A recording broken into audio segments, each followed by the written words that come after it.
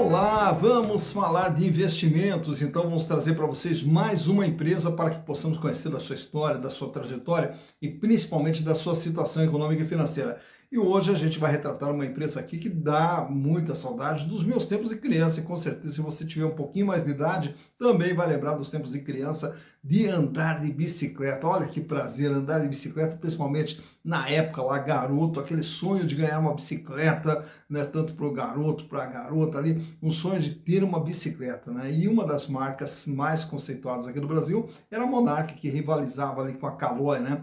E é justamente a Monark que a gente vai contar a história dela, Bicicletas Monark, que foi uma indicação aqui dos nossos inscritos, do Alex Silva, lá de Pernambuco. Ô Alex, que bom ter você conosco, seja muito bem-vindo, um prazer poder lhe atender, Alex. E falando em Pernambuco, não posso deixar de mandar um grande abraço para Vaceli Duarte, também lá de Pernambuco, participante aqui do canal Silas Degraf também, e a todo o pessoal aí de Pernambuco que sempre está junto conosco aqui. Muito obrigado pelo carinho, muito obrigado pelas mensagens que vocês sempre nos mandam aí.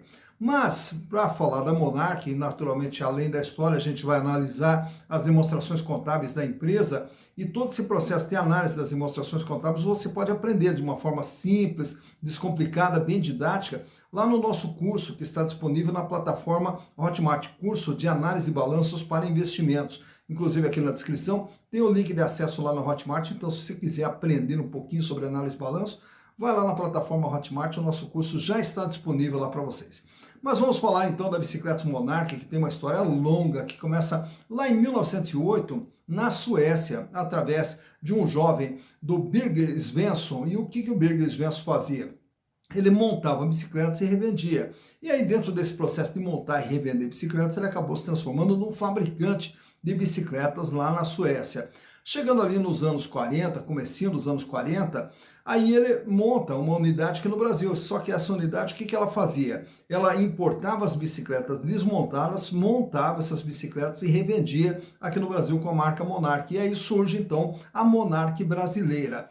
E dessa Monark brasileira, no ano de 1952, aí ele já monta uma fábrica lá em Santo Amaro e aí começa a aumentar toda a linha de produção. E tanto é que a Monark ela cresceu bastante aqui no Brasil, sempre disputando o mercado com a Caloi. Só para você ter uma ideia da grandeza que chegou a ter a Monark, ela chegou a vender mais de 2 milhões de bicicletas por ano, tá? E chegou a empregar mais de 10 mil colaboradores dentro das suas fábricas. Mas voltando um pouquinho lá na história, no ano de 1953, ela já contava com 600 colaboradores, 600 funcionários trabalhando nessa fábrica da Monark.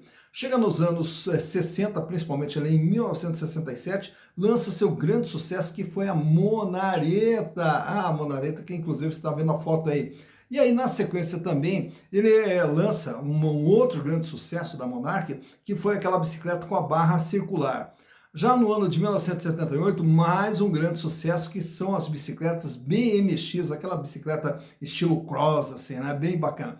No ano de 1979, ela deixa de ser sueca e passa a ser uma empresa 100% brasileira. E daí, nessa época, aí, monta mais uma fábrica também em Manaus, porque estava vivendo sua época de ouro ali, com a produção a todo vapor, vendendo bicicletas para todo o Brasil, junto com a Caloi, naturalmente, que andava ali rivalizando, ali, disputando o mercado.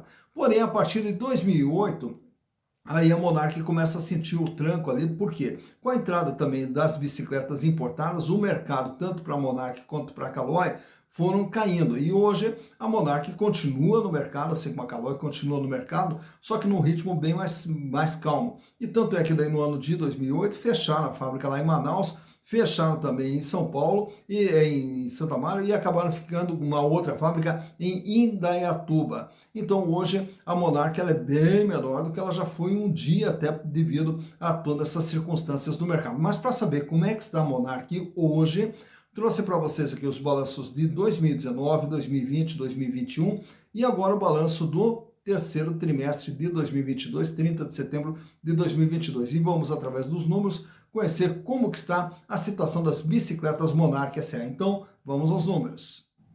Então aqui estamos com as demonstrações contábeis da Bicicletas Monark SA e trouxe para vocês aqui, como eu falei, 2019, 2020, 2021 e também o dia 30 de setembro de 2022. E através dos números vamos ver como que está sendo o desempenho da empresa ao longo desse período. Começando aqui pelo ano de 2019, o que é a Monarch através dos seus números? Ela é uma empresa que tem um total de ativo de 220 milhões de reais. Então esse aqui é o tamanho da empresa, tudo aquilo que tem dentro do patrimônio da empresa, seus bens e direitos. Agora repare que a empresa ela tem aqui um imobilizado, que é a fábrica, máquinas, equipamentos, é apenas 8 milhões 218 milhões.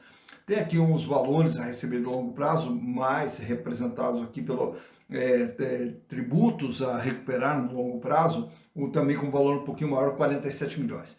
E o capital de giro da empresa fecha com 164 milhões de reais, com 74,7% de representatividade. Desse valor aqui, 149 milhões é dinheiro em caixa, banco e aplicação. Nós temos aqui um contas a receber de apenas 5.491 e o estoque da Monarch, imagine a fábrica inteira da Monarch, o estoque dela é de apenas 7.234.000. Então, olhando aqui esses números, já causa aqui uma estranheza que 67,7% da empresa é dinheiro, né? Então, de tudo que a empresa tem, 67,7% é dinheiro. No ano de 2020, a empresa reduz aqui um pouquinho o seu tamanho para 216 milhões, e aí o imobilizado cai para 4 milhões 741. Claro que isso aqui é fruto também da depreciação, que também é lançado a depreciação, então todas as máquinas, equipamentos, etc., tem um valor contábil de apenas 4 milhões 741. O capital de giro se mantém lá nos 165 milhões e o volume de dinheiro em caixa aumenta aqui para 153 milhões. 71% da empresa é dinheiro. 6 milhões e 31 em contas a receber e o estoque cai para 5 milhões 281. Para 2021, a empresa mantém o seu tamanho de 216 milhões. O imobilizado cai mais um pouco em função da depreciação e o ativo circulante, capital de giro, fecha com 168 milhões, 78%. Então, 78% de tudo que a empresa tem é capital de giro. E o volume de dinheiro em caixa reduz um pouquinho aqui para 146 milhões, porém compensado com aumento nos estoques que agora foram para 15 milhões de reais. Quanto você receber? 5.300. Agora, em setembro, a empresa aumenta um pouco o seu tamanho, vai para 228 milhões de reais. O imobilizado aqui praticamente vai desaparecendo em função da depreciação, então vai mostrando o quê? Que não estão havendo investimentos em máquinas, equipamentos, instalações, não está havendo investimentos. Pelo contrário, a empresa vai mantendo a sua mesma estrutura de funcionamento, porém, como essa estrutura vai ficando mais velha, ela vai perdendo o valor em função da depreciação. E o capital de giro aumenta para 181 milhões, com 164 milhões em caixa. 72% praticamente da empresa é dinheiro. 6 milhões e 700 em contas a receber e 9 milhões e 400 em estoque. Então é uma empresa que praticamente não vem mantendo investimentos ou não vem fazendo esses investimentos na ampliação de fábrica, compra de máquinas e equipamentos. É uma empresa que praticamente ela é dinheiro, a empresa é dinheiro apenas, é o que pelo menos as demonstrações contábeis nos mostram. Olhando agora a parte de passivo, vamos encontrar aqui o endividamento. 30 milhões de dívida é o que representa 13,7% do patrimônio da empresa lá em 2019, sendo que a dívida maior aqui sempre no longo prazo, 24 milhões. Em 2020, a dívida cai para 26 milhões com 12% de representatividade. A maior parte aqui no longo prazo, então, só que o longo prazo ele vem diminuindo e a dívida de curto prazo se mantendo aqui entre 6 e 5 milhões aproximadamente. Já para 2021 a dívida recua mais um pouquinho, 24 milhões, 11,1%, e agora em 2022 a dívida cai para 22 milhões com 10%, quer dizer, de tudo que a empresa tem, ela deve 10% e essa dívida aqui no longo prazo, até porque o longo prazo vira curto, o curto vai sendo pago e vai se mantendo no mesmo patamar. Então é uma empresa que também praticamente não tem dívida, então é uma empresa que só tem dinheiro, né, e que vem diminuindo sua dívida a cada exercício. Os resultados produzidos pela Monarch ao longo desse período. Em 2019, teve um faturamento de 15 milhões de reais.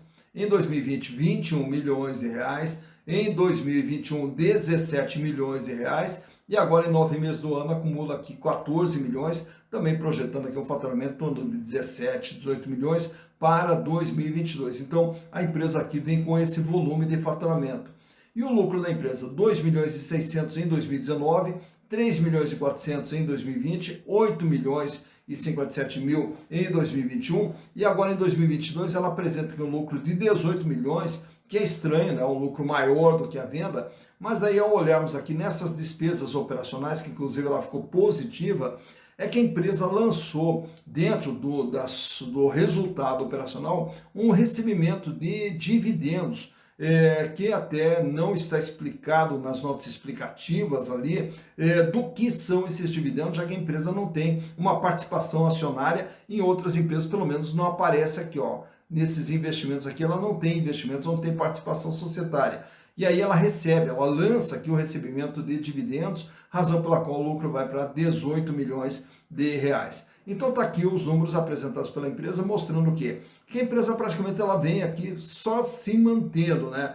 Fabricando o básico apenas e lucrando também o básico. E a empresa aqui com todo esse volume de dinheiro, e esse dinheiro não está sendo reaplicado aqui para o crescimento da empresa.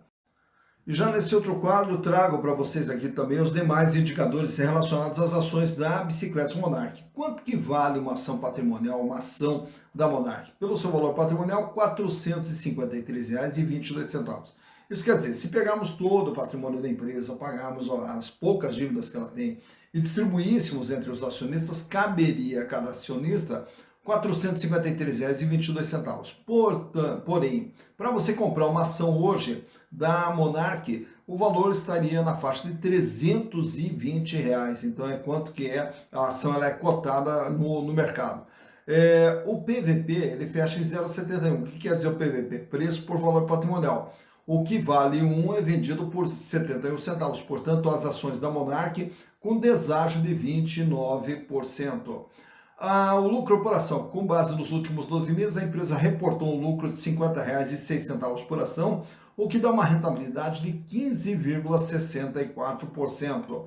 Já os dividendos por ação, em 2022, a empresa distribuiu a título de dividendos R$ 17,87 e a relação preço/lucro, que mede quanto tempo de retorno, qual o tempo que o acionista teria para ter o retorno do seu investimento comprando as ações da Monarch. 6 anos e 39, então praticamente 6 anos e meio para você ter o retorno do seu investimento através dos lucros gerados pela empresa. Free float de 12%. Porém, esse free float, apesar de ser de 12%, ter uma quantidade de ações circulando no mercado, é uma ação que ela tem uma liquidez muito baixa mesmo. Então, se você quiser comprar a ação da Monarch, você vai ter uma certa dificuldade para encontrar essas ações no mercado. E o mesmo vai para quando você vender. Quando você for tentar vender uma ação, você vai também ter muita dificuldade, porque vai ter pouca gente querendo comprar a ação da Monarch. Então, o free float, apesar de ser de 12%, a liquidez dessa ação é muito baixa. Tag along, não tem o tag along, quer dizer, se for vendido o controle da empresa, não é garantido para o minoritário o mesmo valor que será pago para o majoritário. Eu aproveito e trago para vocês aqui esse quadro, também no gráfico aqui, mostrando o comportamento do valor das ações da Monarch nos últimos 5 anos. Lá em 2017, no final de 2017, as ações eram cotadas na faixa de R$ 335. E aí ela foi se mantendo entre 330 e 340 reais até a metade ali de 2018. Aí ela apresenta uma queda, chega a 274 reais, volta a subir, depois ela vai caindo gradativamente até atingir uma mínima ali de 220 reais em agosto de 2019. Ensaia ali uma recuperação, chega a bater em 280 reais de novo. Com a pandemia ela despenca e aí ela atinge a sua mínima ali, praticamente 180 reais, o valor de uma ação, isso em abril de 2020. E aí depois ela vem ali no processo de recuperação. E aí ela se estabiliza ali com altos e baixos ali, sempre flutuando na faixa de 230 a 240 reais. Aí você vai perceber aqui no finalzinho do gráfico, você vai ver dois picos ali, ó. Em setembro agora de 2022, quando a ação ela teve ali um pico, ela chegou a bater em praticamente 300 reais. Aí o pico desaparece, ela volta lá para o seu patamar de 240 reais. E agora, justo no momento que nós estamos gravando aqui, agora em dezembro, ela recebe aqui mais um pico, chegando a bater em 320 reais. Porém, é uma ação que qualquer movimentaçãozinha dela vai causar esse pico para cima ou para baixo, justamente pela pouca liquidez que essa ação apresenta no mercado. Tá, então, mais uma empresa analisada, Bicicletas Monark S.A. E olha só, toda a história dela, todo aquele crescimento e naturalmente que o mercado ele é muito dinâmico, né? O mercado ele acaba passando por diversas transformações, principalmente com a entrada de produtos importados, com a globalização. E aí as empresas brasileiras elas têm que achar uma maneira de inovar, uma maneira de se manter vivas no mercado. E a Monark está aí nessa luta dela para se manter viva dentro do mercado, né? Tanto é que nós vimos aí os números apresentados pela companhia, números modestos para aquilo que um dia já foi a Monark, mas fica aqui a nossa esperança, a nossa expectativa de que a Monark ela possa se relançar no mercado, voltar a vender ou chegar perto daquilo que ela já foi um dia, porque quando chegar nesse momento, ela estará gerando mais emprego, gerando mais renda, gerando mais desenvolvimento, que é o que nós mais precisamos aqui no Brasil, né? E você que investe em ações ou pretende investir em ações, naturalmente que quando você compra ação, você está investindo numa empresa, apostando no seu crescimento também, incentivando esse seu crescimento. E nada mais justo do que, com esse crescimento, você poder ter os retornos daquilo que você acabou investindo nessas empresas. Então, por isso fica aqui a nossa torcida para que a Monark reencontre seu caminho de glória, que é mais do que merecido. Dito isso, bons investimentos para vocês.